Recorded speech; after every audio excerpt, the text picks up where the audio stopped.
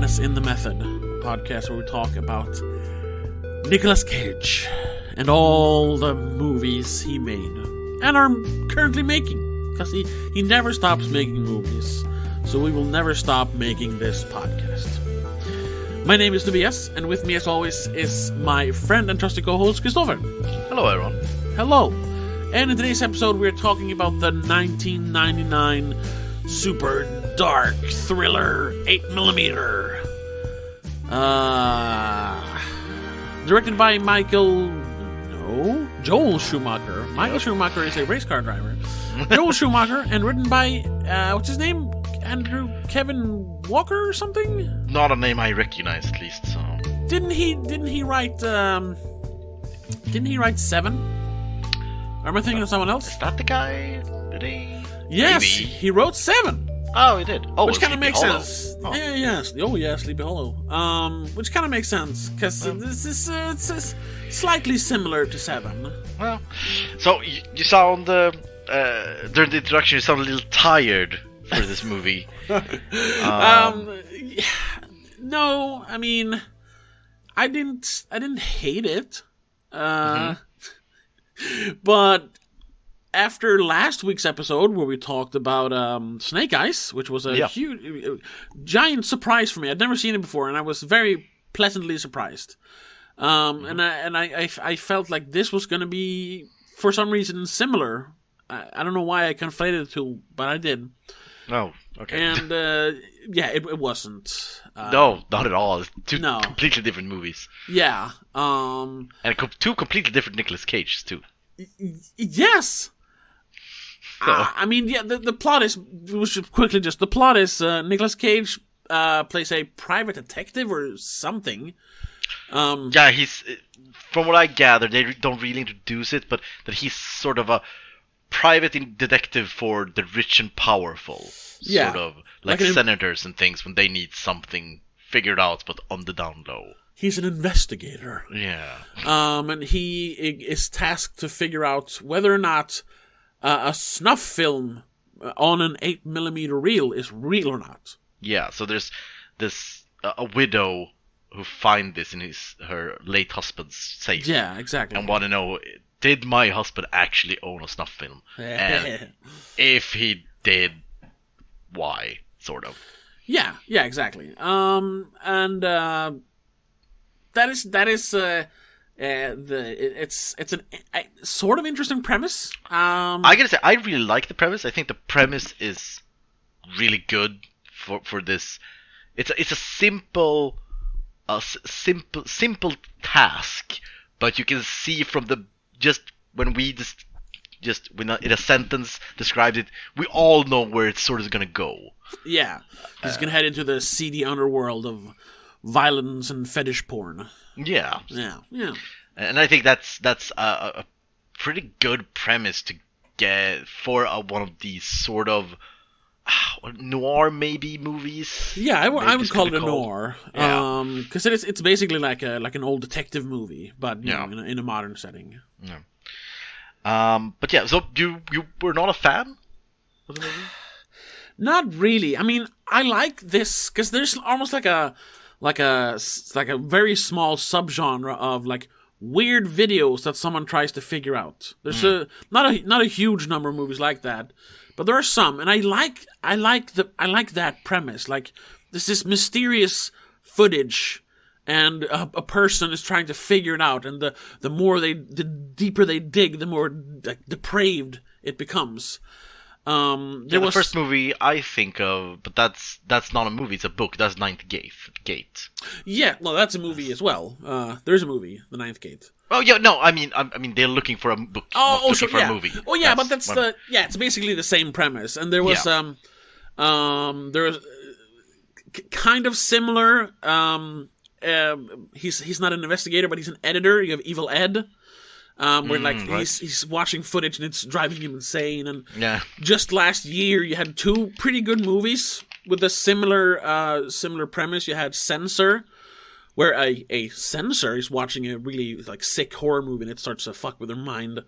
And then there was another movie called Broadcast Signal Intrusion, where a guy is trying to figure out basically, you know, the Max Headroom video. Yeah. There's a similar thing that he's trying to figure out, and watching old videotapes and finding these like seedy people who are like into weird shit. So I like that premise. That's why I thought that I would think this would be interesting. But like most of those stories, maybe not the Ninth Gate, because that one was pretty cool. They all fall into the same like pits, the same problems. That I don't know if this is a spoiler for the ending of this conversation, or because they never know where the story. What's the point of the story? Like when this movie was over, what was the point of it all? What do you mean? You mean what the movie wanted to say, or? Yeah, I mean, not even that, because not every movie has to have a message or whatever. It could just be, a movie. No. But I didn't get anything out of it. Oh, okay. I don't know how to. Yeah, it's a weird way. I can't explain it any better. Because okay, so I enjoyed this movie.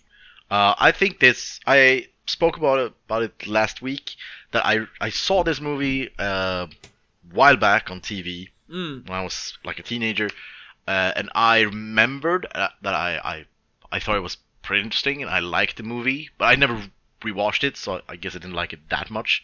But so I went into this movie to be sort of, maybe that's the problem or the difference. I went in to be ready to be disappointed because I remembered teenager me liked this, so I was thinking, yeah, well, it's probably not as good as I remember. But I was pleasantly surprised. I think it's a good movie. It's a hard watch because it's kind of dark, like really dark at some points. Dark, yeah. So there's at some points of the movie you're like, oh, this is not fun to watch.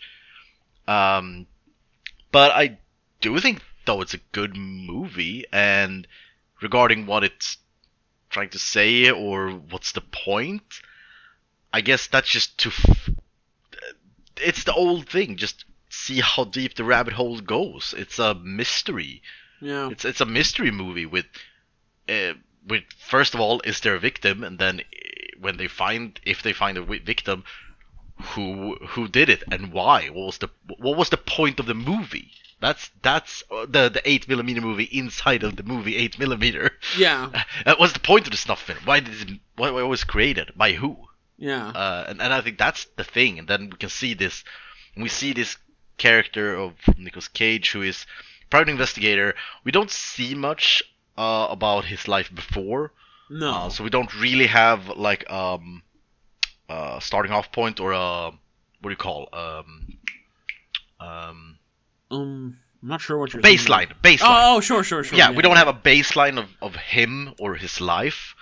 But they do say at one point in the movie that he's pretty green at this, or he's pretty new into this. Yeah.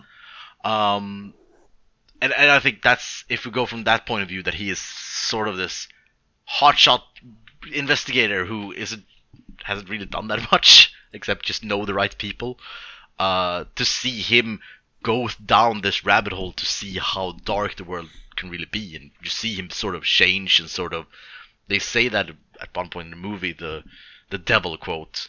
Oh yeah. When you look at the devil, the devil don't change. The devil changes you. Yeah, and sort of that thing, and you see that at the end of the movie when he sort of breaks down, crying when he gets home to his wife because he can't handle what he's been through. Yeah, that was.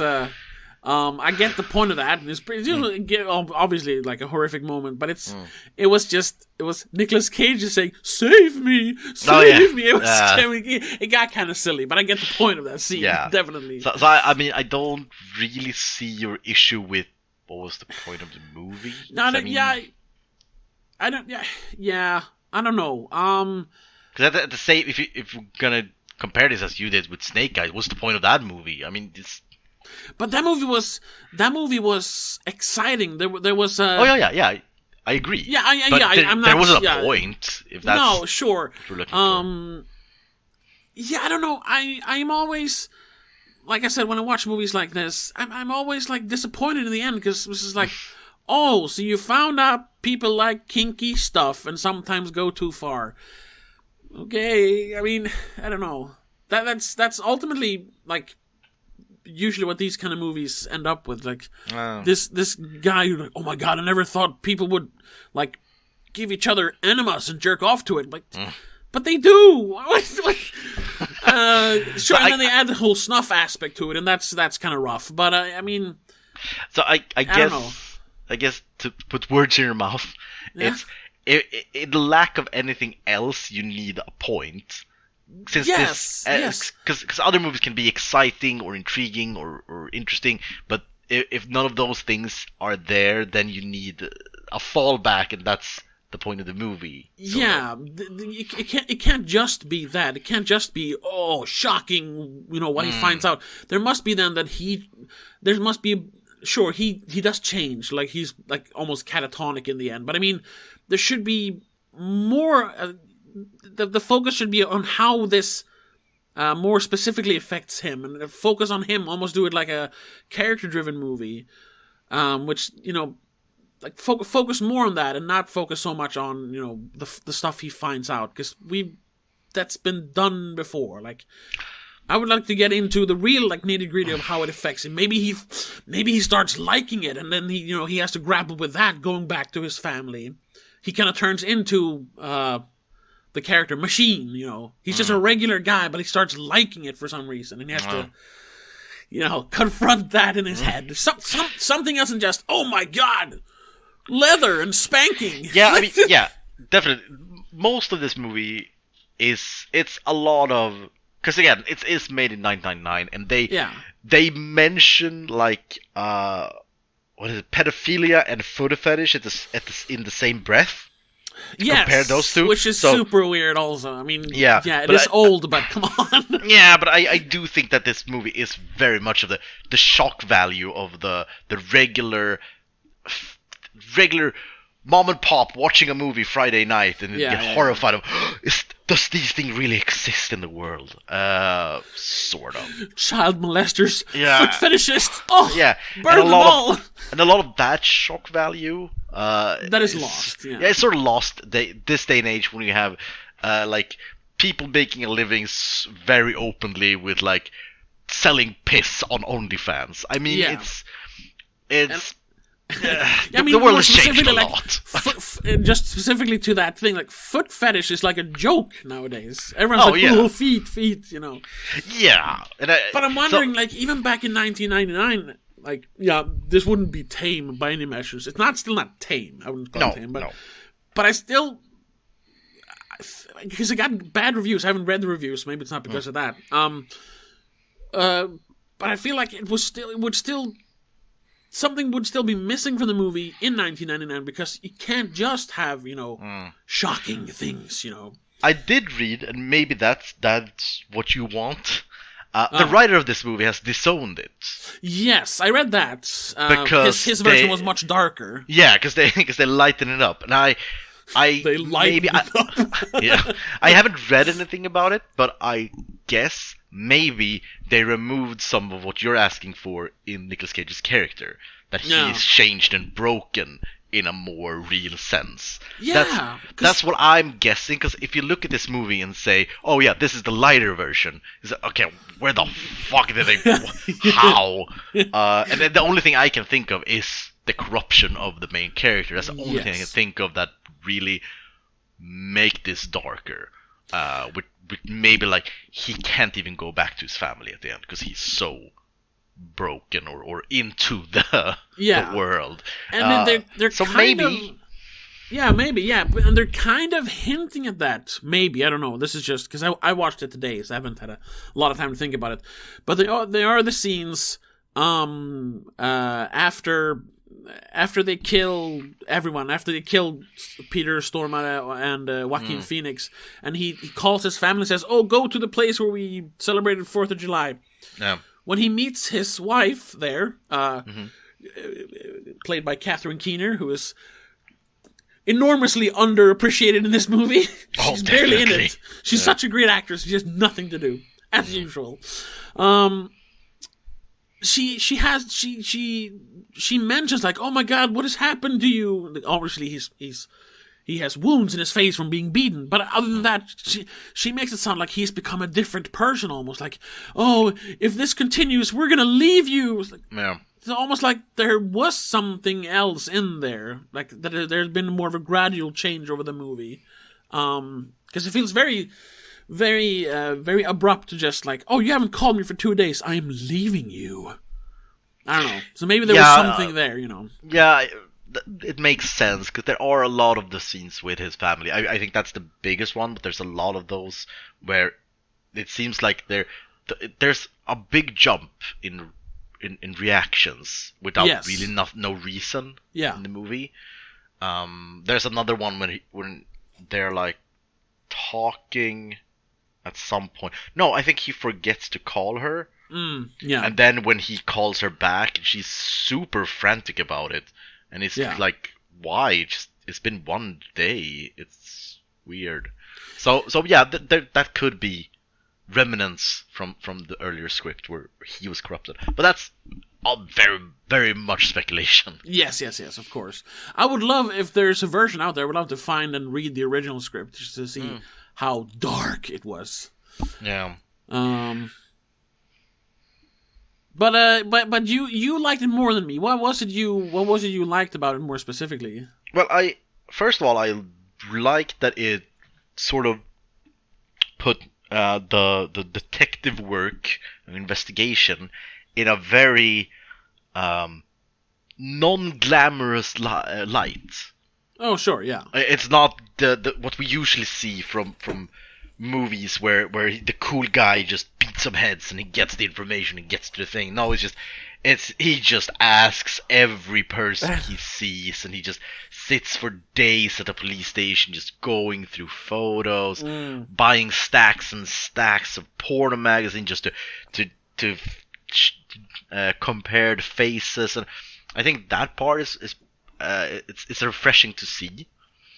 Sure, like real detective work. Yeah, I also like there's well, for me at least, I think there was a lot of emotional impact at parts of the movie, like the mother of the daughter. Scenes where with her was great. Yes, you really felt the pain of a parent losing a child, sort of. Yeah, and juxtaposing that with James Gandolfini at the end, like, she was just another piece of pussy from the streets. Yeah. Nobody cares about her. Like, obviously, people did care about her. Like, that's the thing, that they usually highlight the two sides of a person getting murdered like that. Yeah, and I think I like that.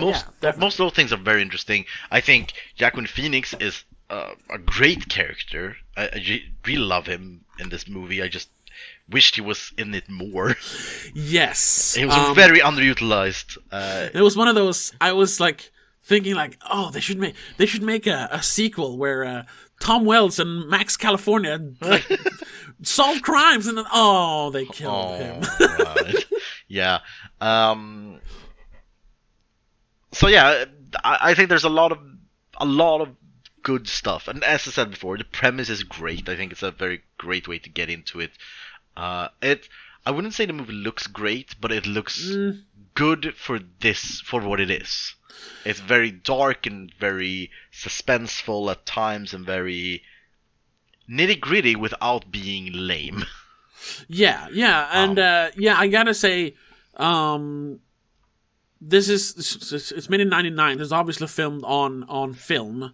And I don't know, like, I haven't mentioned it before, but something about it stuck out this time. Like, I really enjoyed the grainy look of the, like, 35mm, which I think they filmed on. It just looked, it looked so nice. And when he walks, every room walks into so dark because, it doesn't pick up light the way digital film does. I don't know why I noticed in this movie. Maybe because there were so many dark scenes. I don't know. Yeah, I really enjoyed that. I enjoyed the look of film. Like the first introduction of the movie, of the character, like the first 10 minutes of the movie, where he sort of doesn't really do anything. He gets paid for his last job, goes home to his family, have a little talk with the wife and things, and it's so fucking dark and ominous. Everything just what the fuck, and you feel right from the beginning. You feel that this movie is gonna be dark, not just in the visuals, but the subject matter too. Oh yeah, definitely. So I think there's a lot of those things that I think is really interesting. Yeah. The acting is fine. Yeah, no one is great, fine. But no one is really bad. I think Joaquin Phoenix is the only one who stands out. But he always stands out in everything he does. Yes, he is. He's a fucking master. So yeah, he's never been bad ever. Yeah, I think Nicolas Cage is fine. He's a little, he's a little. I don't know, not relaxed, but he's not. He didn't go full force. No, he does work. It works out because of the end when he sort of explodes. Yeah. In the sort of revenge part of the movie. And I think that he does that good, going from like a very docile, quote unquote, normal person to this crazy rage cage guy. It makes sense. He does it in a very natural progression to go to get to that stage. It's not like in other movies where he just explodes from nowhere. Yes. So, I mean, he does a good job, but it doesn't stand out. No, exactly. It's just to go back to it's no Snake Eyes. Goddamn, he was just living it up in that movie. But gotta say though, he's probably better than the original pick for the character. What was it, Bruce Willis? No, Russell Crowe. Oh, Russell Crowe, right. Bruce Willis, he said no to the movie. Or turned it down. Right. Both Bruce Willis and Mark Wahlberg turned it down. Oh yeah, Mark Wahlberg was supposed to play Max California. Yeah. I mean, Russell Crowe. Terrible. Yeah, Russell Crowe in that part and Mark Wahlberg in that. Oh, goddamn, that would be a disaster. Hey man, you're buying a lot of Pornomax. What's up? Yeah, it would have been weird. I was just thinking Mark Wahlberg in that haircut too. Yeah, it wouldn't have worked at all. No. Yeah, because I think Russell Crowe, maybe not as much this time. I'm trying to remember how he looked at that time. This is like 2 years before Gladiators. I mean, yeah. So because he has always seemed like a sort of a buff, brawny guy. Yes, more physical. Yeah, definitely. Yeah, I'm thinking of his character in Nice Guys. Sort of. Oh, yeah. Because it feels if he would have played in this movie, he would have played sort of that same character, sort of. Yeah, and that wouldn't have worked. No, not as well as Nicolas Cage does. Yeah, so Nicolas Cage, he's not. You can't replace him with anyone. No, but he is replaceable. Yeah. Just thinking, like, imagine like Kevin Bacon could do this. Yeah, true. Maybe I'm just pulling it out of my ass, but I was going to say Gary Sinise, but just because we're talking about Snake Eyes. I mean, he could probably do it, but no, I don't think he no, could he's do not. this. And we talked about this. He's not a leading man. Yeah, probably not. No, but someone more, for lack of a better word, plain could do it. Yeah, who doesn't stick out like physically or like with like Arnold Schwarzenegger couldn't do it with the accent and the way he looks and whatever. It wouldn't work. Yeah, I would like to see this because from the beginning this was supposed to be a Fincher movie. Oh yeah, and I would have loved to see that because I think Fincher could have made this movie great. Yeah, and he would have not toned it down. No, yeah, that's like I'm feeling like they kind of wanted to replicate the success of Seven. Yeah. Especially since it was from the same writer. Because it has a Seven vibe. Yeah. But that movie's much better. Definitely. that's not even an argument discussion. That's a movie that has a point. You know? Yeah. So even though it's not as it is kind of depraved, that movie as well, but in a different way. Yeah. You know what? 8mm is just a worse 7. Basically. Yeah, I guess you could say it like that. I mean, maybe that's not fair, but I mean, no, I don't think it's fair, but it's not completely wrong.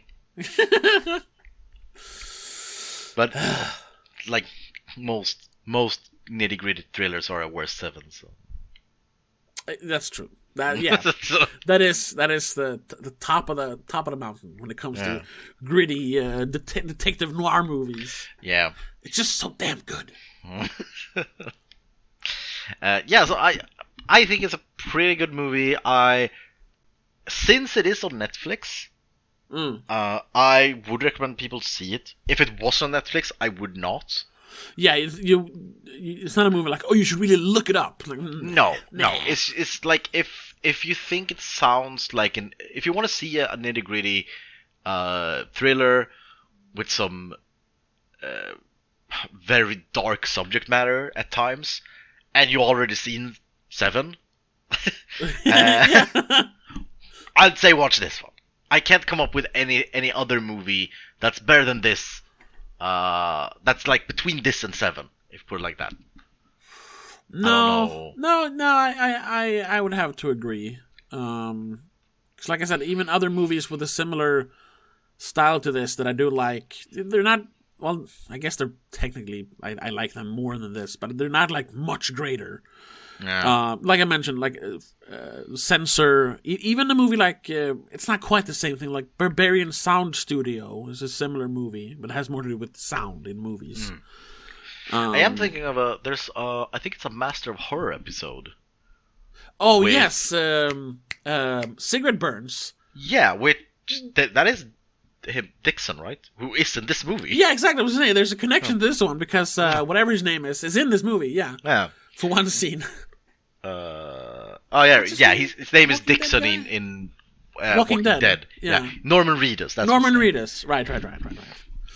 Yeah. So there's a connection there. And I guess that one,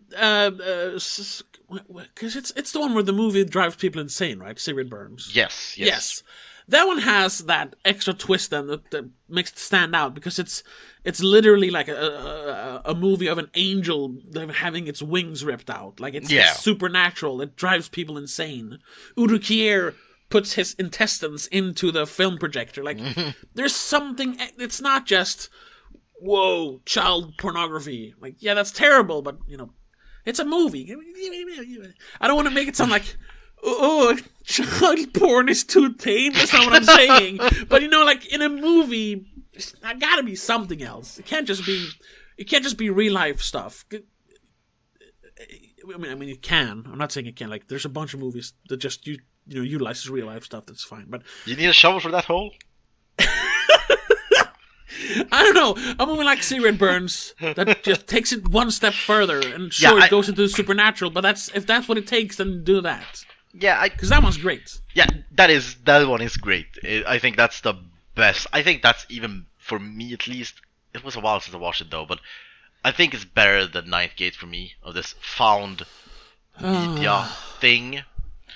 I think Ninth Gate sort of turns real bad at the end. It peters out a little bit, yeah. That one's definitely classier, but I think in terms of entertainment, Sigrid Burns is better. Yeah. But I do like the realism in this. And that's also a thing that I think is sort of interesting. Again, we're sort of desensitized to it by this point. Yes. But this thing that it's not as Machine says at the end. No, my mother didn't molest me. My father never beat me. I had a good childhood. I just like doing this. I'm just a guy. That aspect is interesting. Yeah, and I think that's through the entire movie where he just goes to these underground deviant dens, and it's just people doing people stuff. People are fucked up sometimes, but yeah. And I think that's an interesting aspect that there isn't an angel, there isn't something supernatural, just people. And sometimes people are fucking horrible.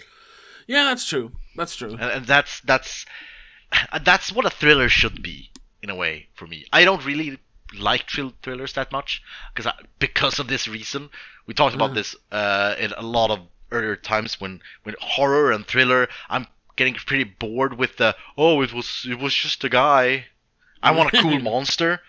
And that's the entire thriller genre, sort of, is no, there's no monsters, just guys, just people. Yeah. And that works. So, yeah, it's like because that works sometimes. It's really tough to really pinpoint why this doesn't work. I think because say a movie like The Strangers, where there's this horde, The Strangers, the home invasion movie, which I think we both really like. Yeah, it's one of my favorite. It isn't recent now, but modern. Modern scary movies. Yeah. When they the reveal in the end, like the goal of everything, or like why they did this. I mean, Liv Tyler literally asked them, why are you doing this? And they just, because you were home. Now that's scary. I don't know, and I'm not sure what the difference is, because then it's just, oh yeah, some people are crazy and want to kill people or torture people. I don't know why that works and this didn't, but it just is that way. Because that is really scary when she says, oh, because you were home. That's really scary to me. But this, nah, not really. I don't know. Yeah. So there was a very long title for a review that I read, which I think is, is perfect for this movie. It's exactly what we're talking about.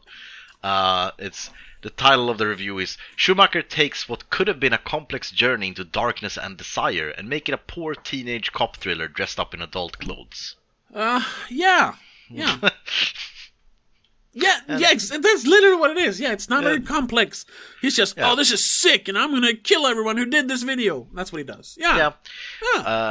And I agree, but I think if you just look at the movie for what it is, yes, it is very non-complex. It's very no real twists and turns. There's nothing really that you couldn't really have guessed, but I do think it's a good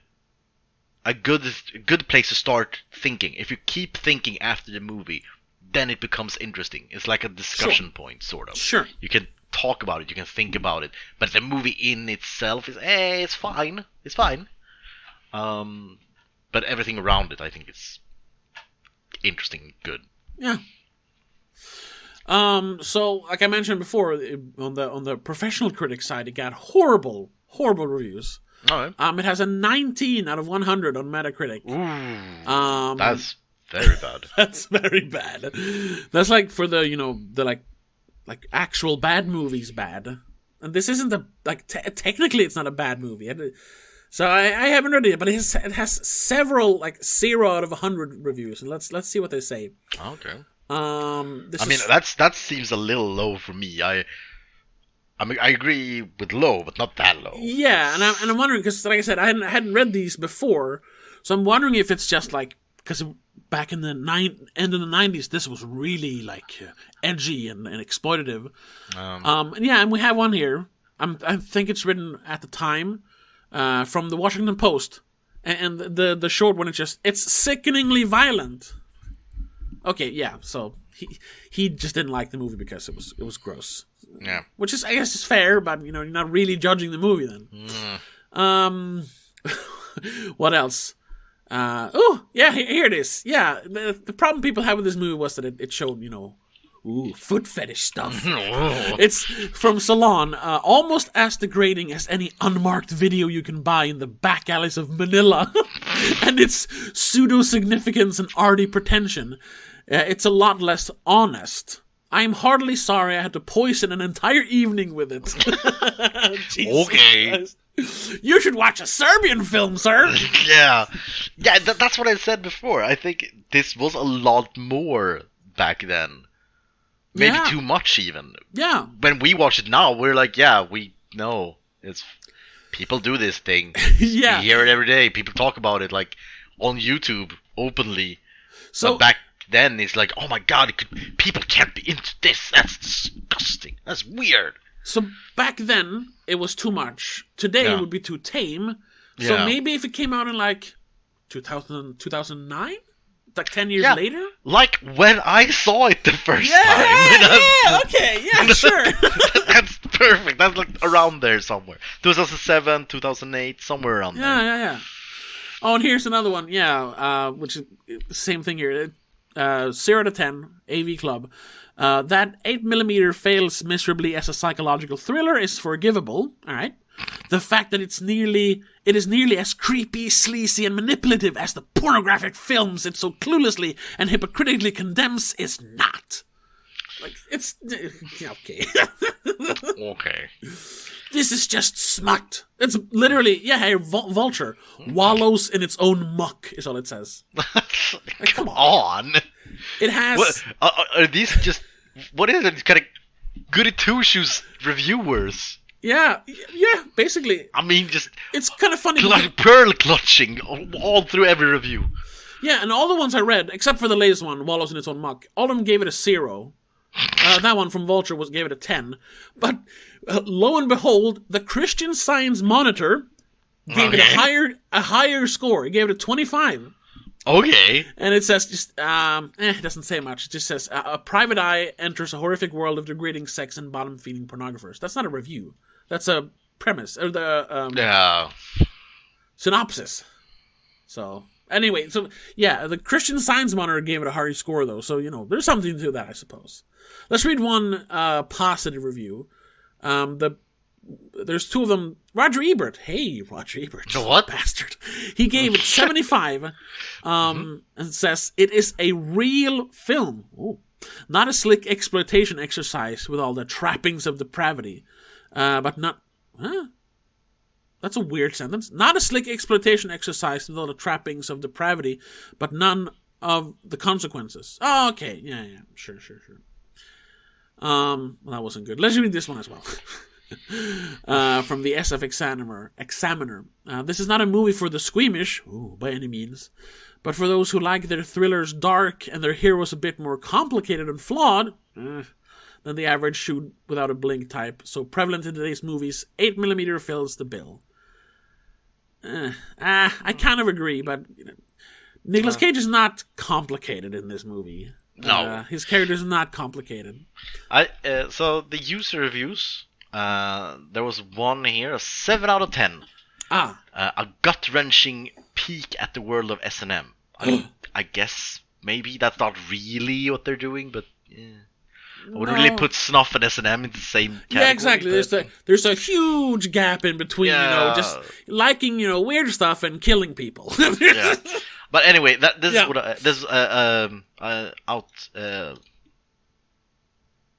a few lines from it. Yeah. Sure. Where this is sort of what I talked about before. Your imagination goes to work with what the movie makers can't show you, and then you might have trouble with some of the scenes you do get to look at. Violent and perverse, but yet only a small glimpse at the darker side of life. Not just a cheap thrill. This thing will rattle your brain. Huh. Yeah, that's sort of what I'm saying. Is if you think about it, if you don't shut off your brain and just watch a movie, then there's something here. Yeah, and that was written in 2000, so it was around the time the movie came out, which is that's nice.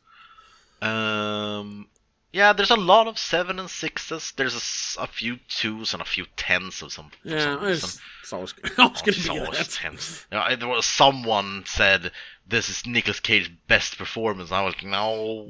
Have you seen any of his movies? But yeah, so people seem to like it, even from the user reviews. Like, even back then, 2000, as you said, 2004 is a 6 out of 10, 2008, 6 out of 10, 2020, 7 out of 10, 2007, 7 out of 10, so... Yeah. I just think the reviewers really just... Either they were scared to say that I actually liked it. Either that they're just trying to save face while saying it's disgusting and nothing more, or they were just very prudish in their view world back then. Yeah, I'm not sure. I mean, the movie was kind of controversial when it came out. And I know, I don't remember the name. I thought they mentioned Amy Pascal, who I don't know. Nowadays she's like the head of Sony Studios. I think she was involved in this. She got a lot of flack for greenlighting this movie, because it was controversial. But they released 7 4 years earlier. Like, that was almost worse. I don't see why this. But apparently, they also had they had to cut out a bunch of stuff, and people didn't want to do it because it was too gross, like we mentioned. So yeah, I guess there was a controversy surrounding stuff like that back then. Even though this is, it doesn't really show much at all. Yeah. Here's another one I found. 8 out of 10. 8mm doesn't consider stories' dilemmas merely as opportunity for money-making set pieces like action scenes. Okay, it's one of those who hates action. Yeah. When Cage has the chance to take revenge, he doesn't have the command of his motivation, because he does not have the same capacity for the murder that his prospective victims have, and he essentially calls a character wounded by this person and provokes her to talk him into it. That is a novel approach of the protagonist's vengeful turning point, and it elicits subliminal moral uncertainty that the audience has to take in hand. That's pretty interesting, that specific point, that it actually calls the mother just to tell me that I should kill them, sort of. Yeah, definitely. So 8mm is a conventional studio thriller, but it is a real movie. It is all content and the suitable approach to that content. It is about human aptitude for Jesus, stop malevolence. Using so big words. Conjecturing just deep it can go, and how little we care to know it of it ourselves. Yeah, a lot of big words. That was a lot of big words. To describe a pretty good movie. I mean, the title of their review is A Voyeuristic Thriller About Humans' Capacity for Evil. So, I mean, come on. Yeah, well, there are better movies if you wanna. There was a movie that came out a few years ago. What the fuck is it called? The Clove Hitch Killer. If you want to watch a movie about regular people turning or being evil, check that one out. It's pretty good. It's pretty damn good, actually. By the way, I looked it up. Yes, it was Amy Pascal who greenlit the movie, and she took a lot of heat for greenlighting it. Oh. Because it was the studio feared that the content was too dark and the film would flop. Yeah. It didn't flop, but it didn't do great. It cost like $40 million, and it made like 180 or something. So they basically made their money back. No, it made $100 million. Yeah, they made their money back. So it wasn't a flop, but they probably hoped for more. I probably put a lot of money into the actors, because there's a lot of big names, even big names back then. I mean, Joaquin Phoenix wasn't a big name back then, I don't think. No, this was before his big break. Yeah, but Gandolfini and Peter Stormare were definitely names. Yeah, they were bigger. Yeah. Anthony Heald. Yeah, he always plays a sleazeball. Yeah. Always. Yeah, and Catherine Keener, as we said. She was... Yeah. I don't know how big she was back then, but I guess it feels like she's always been a great actress. I think she kind of... I think a lot of these actors actually blew up just after this movie. Oh, okay. Because for me, at least, maybe that's just me, but for me, Catherine Keener, blew up because of her role in The 40-Year-Old Virgin, which was 4 years after this. Oh. And of course, Joaquin Phoenix just, 1 or 2 years after this, did Gladiator. James Gandolfini, the same year as this, I think, or the year after, 2000, got the lead in, of course, The Sopranos. So a lot of people blew up just after this, I think. Peter Stormare, I mean, he's always been a dependable character actor. I don't think he ever has blown up. Maybe Fargo. Yeah, and that was 3 years before this. Yeah, this was before this one. He probably got the role in this one because of Fargo. He was in Armageddon the year before that. Oh, that's true. So he was a big name, definitely. So other than Nicolas Cage, Peter Stormare was the biggest name in this movie? I mean, if we trust you on the facts. Yeah, I'm not 100% sure, but I know all these people got their big break just after this movie. Wow. It's kind of funny. This was I don't know why that popped in my head, but this was the role James Gandolfini did just before becoming Tony Soprano. I don't know why that fascinated me. Yeah. Yeah, I don't know if there's any more. Like, there's a lot of trivia of this movie, but none of it is interesting. Nah, it's not really interesting. A lot about the different casting decisions. Yeah. Cutting down. And as always, stuff. I don't know if we talked about it because I always skip it in the trivia section. But it's interesting at this point. It's a comedy at this point that every trivia of every Nicolas Cage movie we made, there is a post of, this is the second movie he made that year. Yeah. Yeah. Yep. He made a lot of movies. Even back then. No, yeah, I don't really have much else to say about it. I'm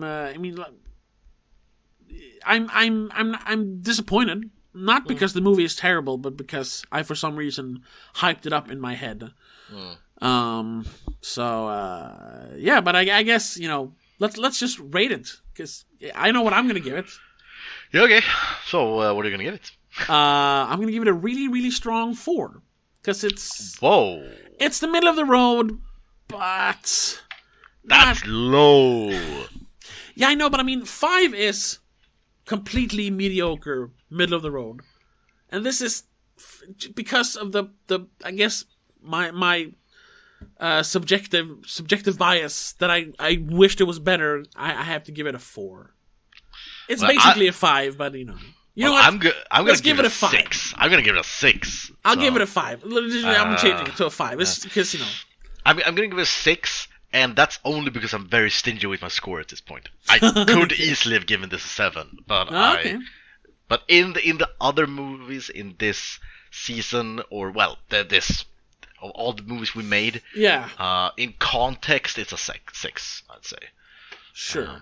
Compared with the other movies, that is what we're doing. We are comparing that movie. Yes, to each other, that's part of the podcast. Yeah. So this is it's on par with Trapped in Paradise for you. Oh yeah, definitely. And Kiss of Death. Oh, Kiss of Death. Yeah. I almost forgot about that one. Yeah. Anyway. So next week we're the second movie he made that year, 1999, and that's Bringing Out the Dead. Yes. Which, well, we can take that next week, but I've seen it. Okay. Before. I don't really remember it. I don't even remember if I liked it, so I guess it didn't give an impression at all. No, and I haven't seen it, but I'm very, very eager to watch it since it is a Scorsese movie. Yeah. And he's never really made a bad movie, so. No, but he has made a lot of boring movies. Says you. Yeah, I'm not a big Scorsese fan. He has made some good quality movies, but so we'll see. We'll see. Yeah. We'll discuss that next week. Yeah. So you were right. This was a short episode. Shorter. We managed to drag it out a little bit, but whatever. But yeah. So if you want to follow along for next week, watch Bringing Out the Dead. I'm sure it's available somewhere. You can always find it on the internet, if you know what I mean. And also, if you want to listen to all these episodes way in advance, a month in advance, actually. We're recording this in the end of February, and you won't be.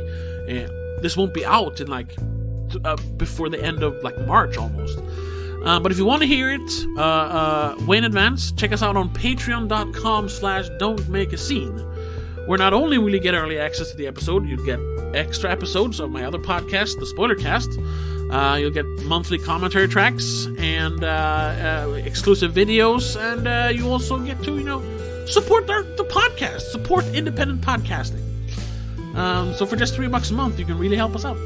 But other than that, we're just happy that you're listening to the show and that you tell your friends and family about the greatest podcast on the planet. And once again, thank you so much for listening, and we'll see you in the next one. But until then, have a good one. Bye-bye. Bye, everyone. Madness in the Method is part of the Please Don't Make a Scene podcast network.